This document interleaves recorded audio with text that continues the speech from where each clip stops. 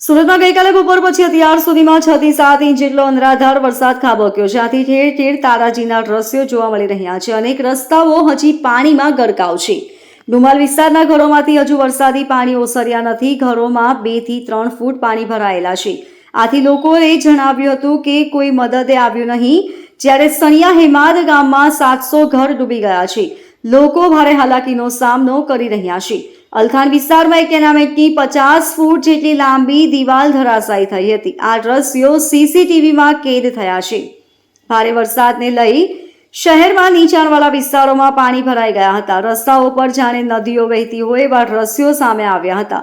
એવામાં અલથાણ વિસ્તારમાં આવેલા ટેનામેન્ટની દિવાલ ધરાશાયી થઈ હોવાની ઘટના સામે આવી છે, જેના સીસીટીવી ફૂટેજ પણ સામે આવ્યા છે.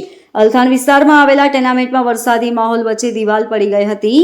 રાત્રિના સમયે આ ઘટના બની હતી. જોકે સદનસીબે આ ઘટનામાં કોઈ જાનહાનિ થવા પામી નથી. બીજી તરફ આ ઘટનાને લઈને ત્યાં રહીશો પણ એકઠા થઈ ગયા હતા. આ બિલ્ડિંગ બનીને હજુ માત્ર 1 વર્ષ પણ થયું નથી, ત્યાં જ આ ઘટના બની હોવાનું સામે આવ્યું હતું. બનાવની જાણ પોલીસને થતાં પોલીસની ટીમ પણ ત્યાં પહોંચી ગઈ છે. Bureau report LK star news, Surat.